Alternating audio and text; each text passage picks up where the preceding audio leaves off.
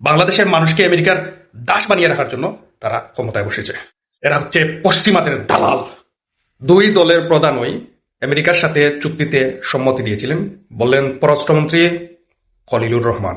তার মানে কি দাঁড়াইলো? জামাত, শিবির, বিএনপি এরা হচ্ছে প্রকৃত দেশদ্রোহী।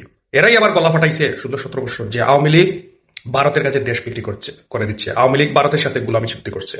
কিন্তু 17 বছর এই দেশ নিরাপদ ছিল। ভারতের সাথে দেশের স্বার্থবিরোধী একটা চুক্তি দেখাতে পারে নাই অন্তর্বর্তীকালীন সরকার, বরঞ্চ সে আরো চুক্তি বাড়িয়েছিল। আর এরা গোপনে এই আমেরিকার কাছে দেশ বিক্রি করে। আবার পরে কয়েকদিন আগে দেখলাম বিএনপি চিল্লাচিল্লি করতেছে যে ইউনূস দেশের স্বার্থবিরোধী কাজ করছে, মানে তারা ভালো সাজার চেষ্টা করতেছে। এই চুক্তিতে বিএনপিরও মত ছিল, জামাতেরও মত ছিল।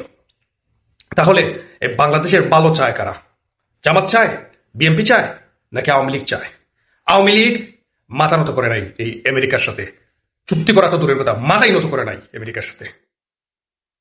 নম করে আওয়ামী লীগ আমেরিকার সাথে কোন ধরনের কোন চুক্তি করে নাই 16 বছর। এটা হচ্ছে আওয়ামী লীগ। আওয়ামী লীগ কখনো দেশকে বিক্রি করবে না।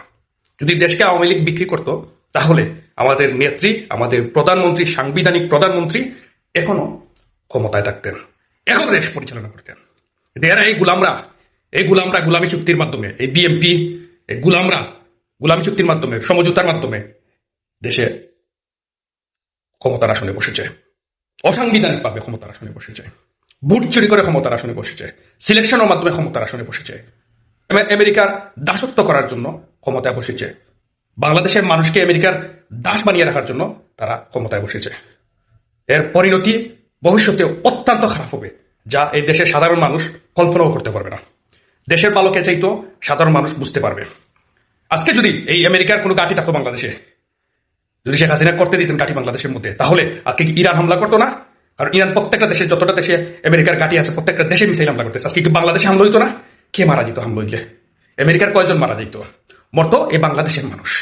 তাই বাংলাদেশের স্বার্থ রক্ষার যদি কেউ কোনো সরকার কাজ করে থাকে, দেশের জন্য যদি কোনো সরকার কাজ করে থাকে, জনগণকে নিয়ে যদি কোনো সরকার চিন্তা করে থাকে, তাহলে একমাত্র আওয়ামী লীগ সরকার, মাননীয় প্রধানমন্ত্রী তিনি ব্যতীত বাংলাদেশের কোন সরকার, জামাত বিএনপি কোনো দিন দেশের স্বার্থ নিয়ে চিন্তা করে না, দেশের জনগণের স্বার্থ নিয়ে চিন্তা করে না। এরা সবগুলো হচ্ছে বেঈমান, বাটপার, এরা হচ্ছে পশ্চিমাদের দালাল।